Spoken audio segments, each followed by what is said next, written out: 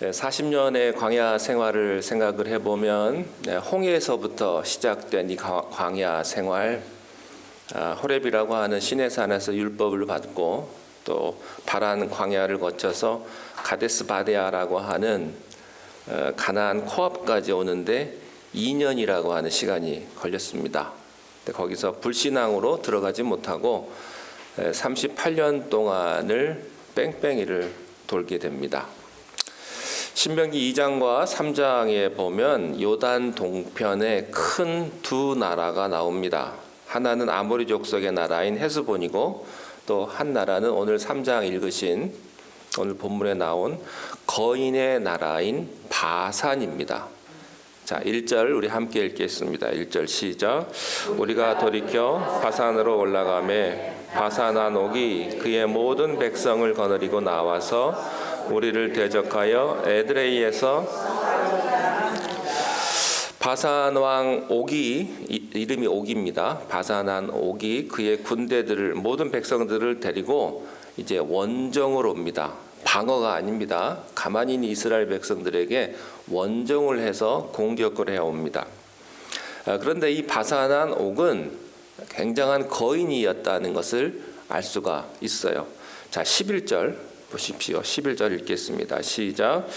러바임 족속의 남한 자는 바산 왕 옥분이었으며 그의 진상은 철 진상이라 아직도 암몬 족속의 라바에 지하냐. 그것을 사람의 보통 규빗으로 재면 그 길이가 9규빗이요 너비가 4규빗이라. 바산 왕 옥의 침대는 철로 되어 있습니다. 그리고 길이가 9규빗입니다. 10규빗이 4m 50인데 9규빗이면 4m 5cm입니다. 그러니까 우리가 보통 침대의 2배 사이즈의 길이라고 생각을 하시면 됩니다. 또 너비가 4규빗 1m 80입니다. 그러니까 킹 사이즈 침대 2개를 길게 붙여놓은 것과 같은 사이즈의 그런 침대를 바산왕 옥이 혼자 잤다는 것이죠. 엄청난 거구입니다. 이 거인이 온 민족을 동원해 가지고 이스라엘을 공격해 옵니다. 여러분 한 2m 정도만 돼도요 엄청난 거인일 텐데 그거보다 더 큰 거인이 찾아오니까 얼마나 두려웠겠습니까? 1세대들이요 아낙 자손의 키와 덩치 그리고 견고한 성읍을 보고 두려워했는데 믿음의 세대인 2세대들도 아마 이 현실만 봤을 때는 이 두려움이 그들을 보고 두려움이 엄습했을 것입니다. 그런데 그들에게 하나님께서 말씀하십니다. 2절과 3절입니다. 시작. 여호와께서 내게 이르시되 그를 두려워하지 말라. 내가 그와 그의 모든 백성과 그의 땅을 내 손에 넘겼으니 내가 헤스본에 거주하던 아모리 족속의 왕 시온에게 행한 것과 같이 그들에도 행할 것이니라 하시고 우리 하나님 여호와께서 바산왕 옥과 그의 모든 백성을 우리 손에 넘기심에 우리가 그들을 쳐서 한 사람도 남기지 아니하였느니라. 하나님은 거인 바산왕 옥을 두려워하지 말라고 하십니다. 옥과 옥의 백성과 또 옥의 땅을 이스라엘 손에 넘겼다고 말씀하시는 거예요. 2장에 나타났던 헤스본의 승리처럼 똑같은 승리를 약속해 주시는 것입니다. 첫 번째 승리를 통해서 원리를 알면 그 다음부터는 어렵지가 않습니다. 그런데 첫 번째보다 두 번째 승리가 훨씬 더 큰 승리였다고 하는 것인데 그 승리한 바산의 규모를 또 설명을 합니다. 4절과 5절입니다. 시작. 그때에 우리가 그들에게서 빼앗지 아니한 성읍이 하나도 없이 다 빼앗았는데 그 성읍이 60이니 곧 아르곱 온 지방이요 바산에 있는 옥의 나라이니라. 그 모든 성읍이 높은 성벽으로 들려 있고 문과 빗장이 있어 견고하며 그 외에 성벽이 없는 옥이 심심이 많았느니라. 예, 높은 성벽으로 들려 있었고 문과 빗장이 있는 견고한 성읍만 60개고 또 성읍 없는 고을은 심이 많았다 이렇게 말합니다. 그러니까 이전 규모와는 비교할 수 없는 큰 상대였고 거인이 이끄는 엄청난 대군이었다는 걸 알 수가 있습니다. 그렇지만 상대가 어쨌든 승리를 이끄는 그 이유는 동일하다고 하는 것입니다. 큰 전쟁이든 작은 전쟁이든 힘든 상대든 쉬운 상대든 하나님이 함께 하시면 이긴다는 겁니다. 상대가 중요한 것이 아니고 내가 하나님과 함께 한다는 것이 중요하다고 하는 거예요. 승리를 하나님께서 약속하셨다. 그러면 완전히 선멸이 가능하다 하는 거예요. 마가복음 10장 27절 말씀에 이런 말씀이 있어요. 예수께서 그들을 보시며 이르시되 누구로는 할 수 없어요? 사람으로는 할 수 없으되 누구는 그렇지 않으세요? 하나님으로는 그렇지 아니하니 하나님으로서는 다 하실 수 믿으십니까? 아멘. 하나님은 다 하실 수 있습니다. 하나님께서는 불가능이 없어요. 오직 믿음으로 하나님께 맡긴 자만이 하나님의 역사를 체험할 줄 믿습니다. 자, 하나님께서 주신 또 하나의 명령이 있습니다. 그것은 모든 성읍의 사람들을 다 진멸하라는 것입니다. 6절을 보십시오. 본문 6절 시작. 우리가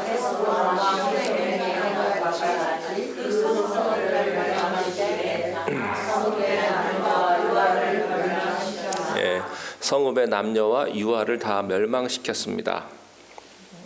근데요, 아니 어떻게 하나님이 이렇게 유아까지 어린아이까지 다 잔인하게 죽이라고 하시나? 하나님 이거 너무한 거 아닙니까? 무자비한 거 아닙니까?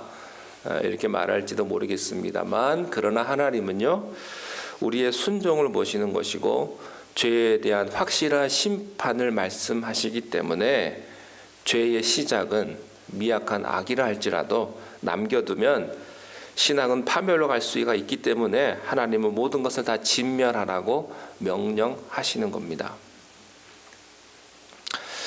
이스라엘 백성들은요 사람들을 다 진멸을 했고 또 전리품과 가축들을 가질 수가 있게 됩니다. 자, 7절 보겠습니다. 7절 시작. 다만 모든 가축과 성읍들에서 탈취한 것은 우리의 그리고 난 다음에 계속해서 탈취한 땅에 대한 설명을 8절에서부터 10절까지 하십니다. 시작. 그때에 우리가 요단강 이쪽 땅을 아르논 골짜기에서부터 헤르몬 산가까지 아모리 족속의 두 왕에서 빼앗았으니 헤르몬 산을 시온 사람은 시돈이라 부르고 아모리 족속은 스닐이라 불렀느니라. 우리가 빼앗은 것은 평원의 모든 성읍과 길르앗 온 땅과 바산의 온 땅 곧 옥의 나라 바산의 성읍 살르가와 에드레이까지니라. 요단 동편 요단강이 있으면 요단 서편이 있고 동편이 있는데 그 요단 동편 그 땅은 아르논 골짜기 그러니까 사해 골짜기에서부터 시작을 해서 북쪽 끝에 있는 헤르몬산 헐몬산입니다. 그 이스라엘의 최북단까지 그 광활한 땅 이것을 다 빼앗게 해주신 겁니다.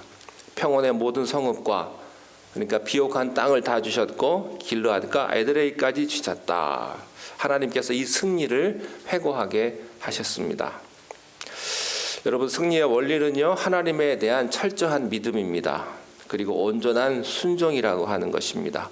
아무리 대적이 강한다 할지라도 하나님께서 그 땅을 넘겨주셔서 이스라엘 백성들에게 위임해 주셨다. 그리고 정복하라. 순종했더니 큰 승리를 주셨다는 것입니다. 이 승리의 기적이 시편 136편 19절과 20절에 이렇게 기록이 되어 있습니다. 함께 읽겠습니다. 아모리 내 왕 시온을 죽이신 이에게 감사하라. 그 인자하심이 영원함이로다. 바산 왕 옥을 죽이신 이에게 감사하라. 그 인자하심이 영원함이로다. 전쟁은 누가 이기게 해주셨다? 하나님이 이기게 해주셨다는 것입니다. 여러분 은혜란 내가 아니고 하나님께 있다 하는 거예요. 은혜를 안다고 하는 것은 모든 원인이 하나님께 있음을 고백하는 것입니다. 그게 하나님의 은혜죠. 이 모든 결과는 하나님이 주신 것이다 라고 말하는 거예요. 이것이 출애굽 2세대들의 승리를 관통하는 원리다라는 것입니다. 하나님께서 두 가지 승리를 주신 이유는요, 또 두 가지의 목적이 있기 때문입니다. 첫 번째는 순종입니다. 아무리 어려운 상황, 어려운 환경에 있다 할지라도 두려워하지 말고 믿음의 길을 굳건히 가라 하는 말씀이고요. 두 번째는 가나안 족속, 요단 서편에 있는 가나안에 자리 잡고 있는 가나안 족속들에게 두려움을 심어주기 위함이었습니다. 여호수아 2장 10절 말씀 우리 함께 읽겠습니다. 시작. 이는 너희가 애굽에서 나올 때에 여호와께서 야기라서 해물을 마련하신 일과 너희가 요단 저쪽에 있는 아모리 사람의 두 왕 시온과 옥에게 하신 곧 그들을 전멸하신 일을 우리가 들었음이라. 누가 한 말인 줄 아세요? 라합이 정탐꾼에게 한 말이에요. 그러니까 여리고 안에 있는 사람들이 지금 신명기 3장에 있었던 바산 왕 옥을 쳐서 죽인 소문을 이때 들은 겁니다. 그 소문을 듣고 두려워하고 있었던 거예요. 여러분, 여리고성이 이스라엘 백성들이요 13바퀴를 돌아요. 근데 13바퀴를 도는 동안 왜 여리고 사람들이 문을 걸어 잠그고 그 밖에서 돌고 있는 사람들을 공격하지 않고 그 안에서 숨기고 기다리고 있었는지 아세요?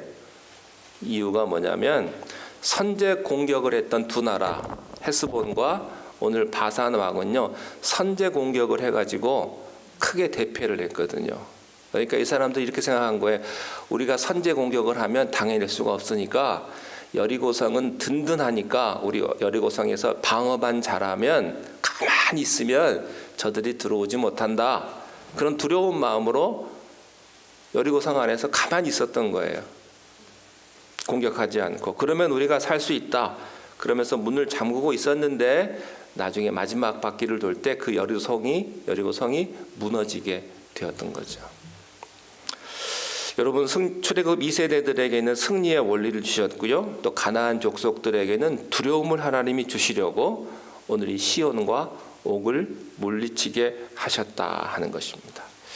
말씀을 통해서 승리의 원리를 알 수가 있어요. 첫 번째는 은혜를 붙드는 것입니다. 여러분, 우리가 은혜를 붙들기 위해서는요 우리의 불신앙이 죽어야 합니다. 사울왕이요, 오늘 말씀과 좀 대조적인데 사울왕이 하나님이 아말렉을 다 진멸하라 그랬으면 그 말씀대로 진멸하면 돼요. 순종하면 됩니다. 근데 그렇게 하지 않았어요. 하나님께서 전리품까지 다 불살라라. 그런데 막상 빼앗고 보니까 너무 아까운 거예요. 그래서 좋은 것은 다 빼놓고 안 좋은 것만 다 불살랐습니다. 에이, 하나님 대적만 죽이면 되지 굳이 뭐 전리품까지 이거 나중에 내가 좋은 일에 쓰겠습니다. 뭐 아까운 소, 양 죽일 거 뭐 있습니까? 그래서 좋은 건 다 취했죠. 이게 뭐냐면요 부분적인 순종이에요. 여러분, 부분적인 순종이 불신앙이라는 걸 아십시오. 우리는 골라서 순종해요. 내가 하고 싶은 것만 하고 하기 싫은 건 안 하고. 그게 불신앙이에요. 아예 안 하는 게 아니고. 결국에요 사울은 하나님께 버림받죠. 사울이 하나님 앞에 항변합니다. 아니 하나님, 내가 좋은 건 하나님 앞에 제사 드리려고 했습니다. 근데 하나님은요 사울의 속 중심을 보신 거예요. 여러분, 온전한 순종을 하시기를 바랍니다. 자, 또 하나 나에게 오는 방해와 다른 사람들의 공격이 오히려 축복이 될 수 있다고 하는 사실입니다. 시온과 옥을 이스라엘이 공격할 마음이 전혀 없었어요. 싸우고 싶은 마음도 없었어요. 그들의 목적은 오직 가나안이에요. 근데 전혀 생각지도 못했던 사람들이 쳐들어오니까 할 수 없이 전쟁을 할 수밖에 없는 거죠. 그들이 먼저 공격을 했기 때문에 원하지 않는 싸움을 하게 된 거예요. 여러분, 우리가 세상을 살면서 원하는 싸움이 어디 있어요? 원치 않죠. 안 싸우고 싶고 보기도 싫고 그냥 피하고 싶은데 어쩔 수 없이 내가 대적하고 내가 싸워야 될 그런 과제들이 있다고요. 그때 하나님 붙들고 어쩔 수 없이 싸우는 거예요. 싸우면 하나님께서 승리케 해주신다는 것이죠. 하나님께서 그들을 붙여주시려고 생각지도 않은 어떤 보너스를 얻게 되었다고 하는 겁니다. 나를 반대하는 사람, 나를 핍박하는 사람이 있습니까? 왜 없겠어요? 있겠죠, 여러분. 당연히 있습니다. 그런데 어쩌면요, 하나님은 그 힘든 상황을 오히려 선한 것으로 바꾸실 것입니다. 하나님이 계신데 우리가 무슨 걱정을 하겠느냐라고 하는 거예요. 여러분, 출애굽 1세대는요, 원망하다가 불평하다가 멸망했어요. 여러분, 아무리 힘들어도 원망하지 마세요. 불평하지 마세요. 여러분의 입술에서 불평하는 말 하지 마세요.